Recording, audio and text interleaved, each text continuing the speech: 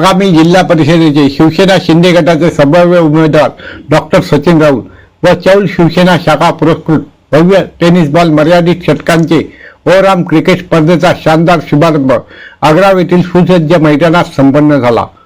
आग्राव येथे मरुआई क्रिकेट संघ आग्राव आयोजित टेनिस बॉल मर्यादित षटकांचे ओव्हरआर्म क्रिकेट स्पर्धेचा शानदार शुभारंभ शुक्रवार दिनांक 19 डिसेंबर रोजी दुपारी 12 वाजता करण्यात आला।